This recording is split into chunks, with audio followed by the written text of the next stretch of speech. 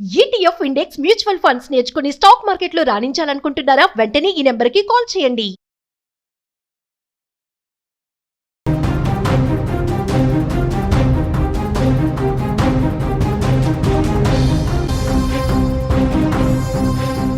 Ahmedabad airport సమీపంలో జరిగిన విమాన ప్రమాదంలో పరిస్థితులు చాలా భీతావహంగా మారిపోయాయి. ఒక్కసారిగా అక్కడ ఉన్న మనుషులంతా, ఒక గంట క్రితం అందరితో ప్రేమతో మాట్లాడుకున్న మనుషులంతా ఊహించని విధంగా శవాలుగా మారిపోయారు. ముఖ్యంగా బీజే మెడికల్ కాలేజ్కి సంబంధించిన హాస్టల్లో ఉన్న ట్రైనీ డాక్టర్లు భోజనం చేస్తున్నారు. భోజనం ప్లేట్లలో పెట్టుకొని తినే సమయంలో విమానం సరిగ్గా 1:38 అహ్మదాబాద్ ఎయిర్పోర్ట్ నుంచి ఎగిరింది. సరిగ్గా వాళ్ళు ప్లేట్లలో భోజనం పెట్టుకొని తినే సమయంలో విమానం వచ్చి హాస్టల్ని ఢీకొట్టింది. విమానం ఢీకొట్టే సమయంలో హాస్టల్లో 200 మంది విద్యార్థులు ఉన్నట్టుగా తెలుస్తుంది. ఇప్పటి వరకు 40 మంది తీవ్రంగా గాయపడ్డారు. మరో 5 చనిపోయినట్టుగా అధికారిక సమాచారం అందుతోంది. స్థానికులు చెబుతున్న వివరాల ప్రకారం దాదాపు 200 మంది విద్యార్థులు ఈ మంటల్లో కాలిపోయి ఉంటారని స్థానికులు చెబుతున్నారు. ఎందుకంటే విమానం ఒక అతిపెద్ద బాంబు మాదిరిగా పేలిందని స్థానికులు చెప్తున్నారు. విజువల్స్లో చూడొచ్చు మీరు హాస్టల్కి సంబంధించిన దృశ్యాలు. విమానం పేలిన సమయంలో అక్కడ మంటలు ఏ స్థాయిలో వచ్చాయో. ఇటు మరోవైపు బాక్స్లో చూడొచ్చు విమానం టైర్లు వెళ్ళి ఎలా హాస్టల్ని ఢీకొట్టాయో.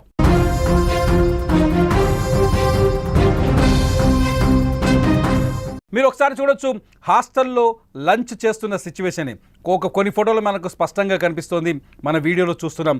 హాస్టల్లో విద్యార్థులంతా ఇక్కడ డైనింగ్ హాల్లో లంచ్ చేస్తున్నారు. లంచ్ చేస్తున్న సమయంలో అక్కడ వచ్చి విమానం ఢీకొట్టింది. మీకు ఒక వీడియో మా ఆన్లైన్ ఎడిటర్ చూపిస్తాడు.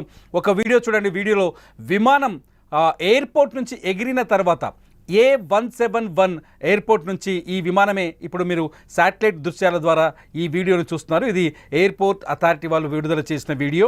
ఈ వీడియో చూస్తే మీకు స్పష్టంగా అర్థమవుతుంది.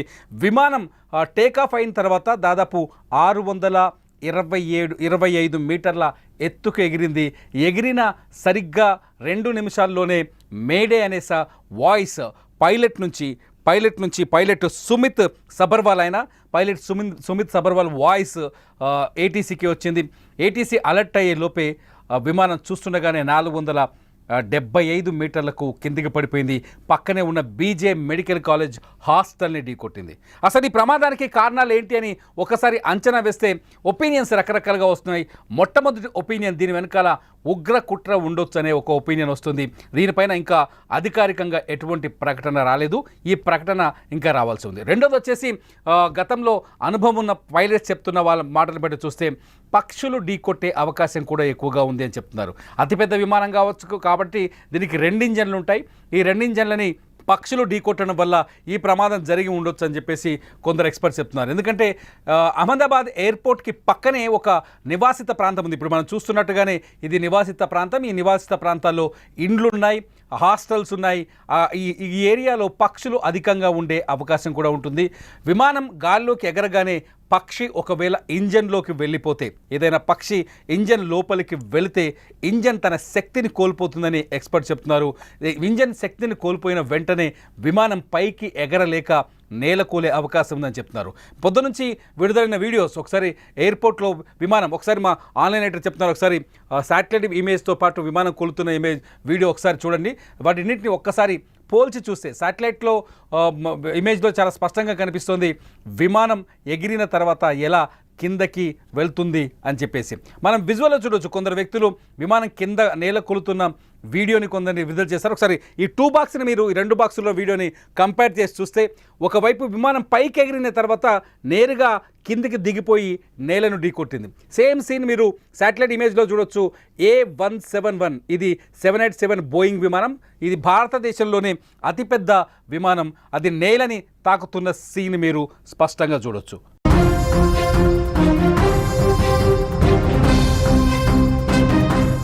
ఒక ఫ్లైట్ ఇలా పైనుంచి అంటే టేకాఫ్ అయిన తర్వాత నేల వైపు కిందికి దూసుకొచ్చిందంటే దీనికి కారణాలు 2 చెప్తున్నారు. ఒకటి ఇంజన్ ఫెయిల్ అవ్వటం, రెండోది వచ్చి పక్షిని ఢీకొట్టడం.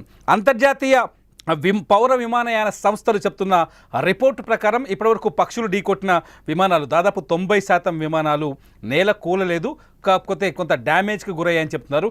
కాకపోతే ఒకవేళ పక్షి గనక విమానం ఇంజన్లోకి వెళ్ళిపోయింది అనుకోండి, ఆకాశంలో విమానం ఎగిరిన తర్వాత పక్షి ఇంజన్లోకి వెళ్ళిపోతే ఖచ్చితంగా ఆ ఫ్లైట్ ఇంజన్ శక్తిని కోల్పోతుంది, ఆటోమేటిక్గా పైకి ఎగరాల్సిన ఫ్లైట్ కిందకు వస్తుంది, అది నేలను కూలుతుంది చెప్తారు. మొత్తానికి అహ్మదాబాద్ విమాన ప్రమాదం వెనుక ప్లేన్ క్రాష్ వెనుక 2 సందేహాలు ఉన్నాయి. ఒకటి ఉగ్ర కుట్ర ఉండొచ్చు అనేది మొదటి సందేహం ఉంటే, రెండోది వచ్చేసి పక్షి ఈ విమానాన్ని ఢీకొట్టి ఉంటుందని. చనిపోయిన వాళ్ళంతా వివిఐపీలు, ఫారినర్స్ ఉన్నారు. దాదాపు 59 మంది ఫారినర్స్ ఉన్నారు. అట్లాగే ఇండియన్స్ ఒక 53 మంది లండన్ వాళ్ళు ఉన్నారు. ఒక 7 పోర్చుగీస్ వాళ్ళు ఉన్నారు. ఒకరు కెనడియన్ ఉన్నారు. మొత్తం 169 మంది ఇండియన్స్ ఉన్నారు. ఈ 169 మందిలో గుజరాత్ మాజీ ముఖ్యమంత్రి రూపాని కూడా ఉన్నారు, విజయ్ రూపాని కూడా ఉన్నారు. అయితే ఈ విమాన ప్రమాదానికి ముందు ఫ్లైట్ని తరువుగా చెక్ చేసినట్టు ఎయిర్ ఇండియా చెబుతోంది. అన్ని రకాల చెక్కింగ్స్ తర్వాతే ఈ విమానం పైకి ఎగిరిందని చెప్తోంది. విమానయాన సంస్థ కూడా చాలా స్పష్టంగా, ఎయిర్ ఇండియా కూడా చాలా స్పష్టంగా చెప్తోంది. ఈ ఫ్లైట్ గడిచిన 11 ఏళ్ళుగా ఈ ఫ్లైట్ అందుబాటులోకి వచ్చింది. 11 ఏళ్ల నుంచి నడుస్తుంది కాబట్టి ఇది పాత ఫ్లైట్ ఏమీ కాదు. అంత ఈజీగా సాంకేతిక లోపాలు వచ్చే అవకాశం లేదని చెప్తుంది. ఈ ఫ్లైట్ ఎగరబట్టి 11 ఏళ్ళు అవుతుంది. ఇది బోయింగ్ 787 ఫ్లైట్. ఈ ఫ్లైట్ని 11 సంవత్సరాలుగా ఎయిర్ ఇండియా వినియోగిస్తుంది. ఈ ఫ్లైట్ ఎటువంటి సాంకేతిక లోపాలు ఉండే అవకాశం లేదని చెప్తుంది. 11 ఏళ్ళ ఫ్లైట్ అంటే కొత్త ఫ్లైట్ అని చెప్తున్నారు వైమానిక నిపుణులు. రెండోది వచ్చేసి ఈ ఫ్లైట్ని రన్ చేస్తున్న 2 కెప్టెన్లు, అంటే పైలట్లు చాలా అనుభవం కలిగిన వ్యక్తులు. కెప్టెన్ సుమిత్ సబర్వాల్ కూడా ఈ ప్రమాదంలో కన్ను మూసినట్టుగా తెలుస్తుంది. సుమిత్ సబర్వాల్ మృతదేహాన్ని గుర్తించాల్సి ఉంటుంది.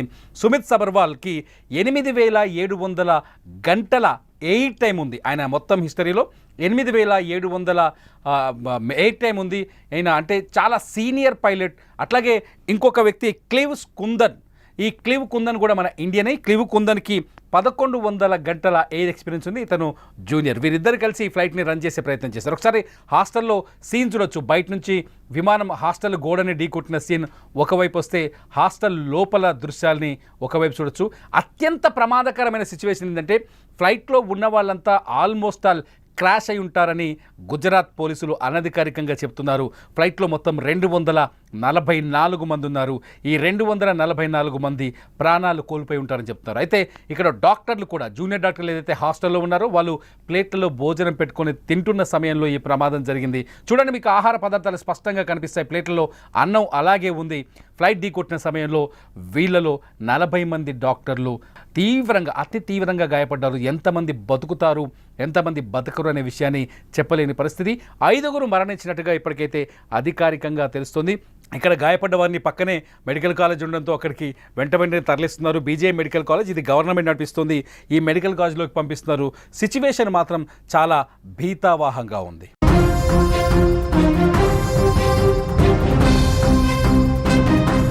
ఒకసారి అక్కడ ప్రత్యక్ష సాక్షులు రకరకాల విషయాలు చెప్తున్నారు. ప్రత్యక్ష సాక్షులు అంటే చనిపోయిన వాళ్ళు కేవలం 240 మంది మాత్రమే ఉంటారు, ఎక్కువ ఉంటారు. హాస్టల్లో దాదాపు 200 మంది జూనియర్ డాక్టర్లు ఉన్నారు. మెడికల్ కాలేజ్ కాబట్టి అక్కడే వాళ్ళు ఉండి చదువుకుంటున్నారు.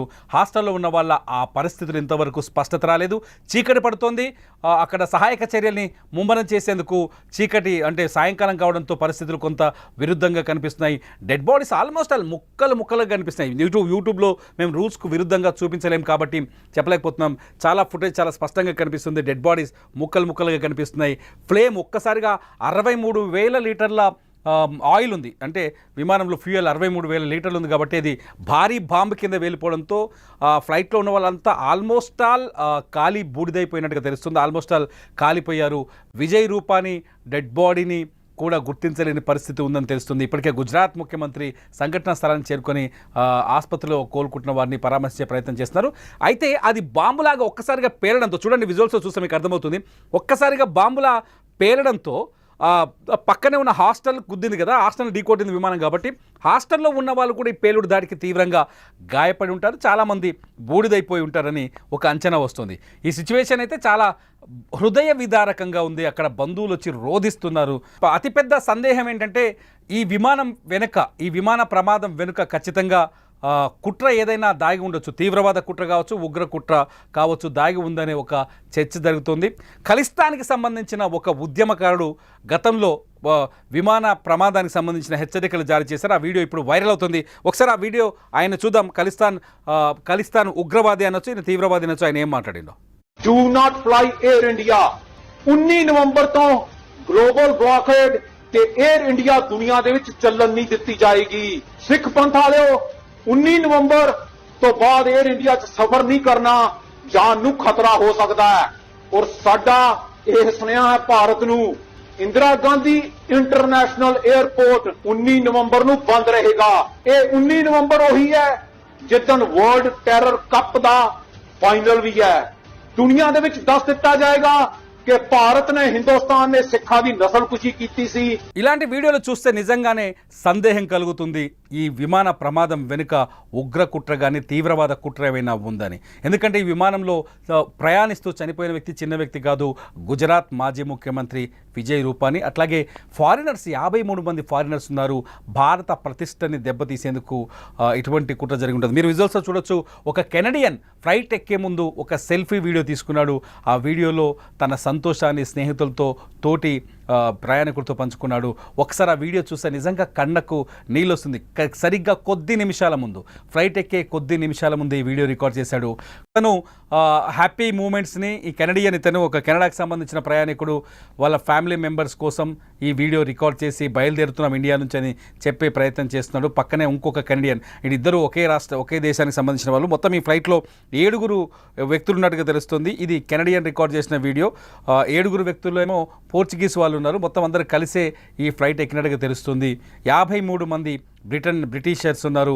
మొత్తానికి ఈ విమాన ప్రమాదంలో దాదాపు 61 మంది విదేశీయులు కూడా ప్రాణాలు కోల్పోయారని తెలుస్తుంది. విమానం ముక్కలైంది. ఎక్కడికక్కడ ఆ ముక్కలు వచ్చేసి మెడికల్ కాలేజీ మీద పడిపోయాయి. అక్కడ చెట్ల మీద కుప్పలు కూలాయి. మెడికల్ కాలేజీకి సంబంధించిన హాస్టల్ మొత్తం కూలిపోయింది, ఎక్కడికక్కడ ధ్వంసం అయిపోయింది. ఎందుకంటే ఒకసారిగా ఫ్లైట్ రావడంతో ఫ్లైట్ వచ్చి కొట్టడం అంటే ఓ బాంబు, అతిపెద్ద బాంబు విసిరినంత మొత్తానికి ఆ ప్రాంతం అంతా, నిజంగా ఎయిర్పోర్ట్ చుట్టుపక్కల ఉన్న ఆ ప్రాంతం అంతా భీతావాహ సిచ్యువేషన్. ఎక్కడికక్కడ చెల్లా చెదురుగా పడిపోయిన డెడ్ బాడీస్, వాటిని రికవరీ చేసే ప్రయత్నంలో మెడికల్ టీంలు, అట్లాగే ఎన్డీఆర్ఎఫ్ అండ్ ఎస్డీఆర్ఎఫ్ టీంలు అక్కడ తీవ్రంగా శ్రమిస్తున్నాయి. ఇప్పటికే చీకటి పడడంతో పరిస్థితిని అంటే సహాయక చర్యలు చేపట్టడం చాలా కష్టంగా ఉంది.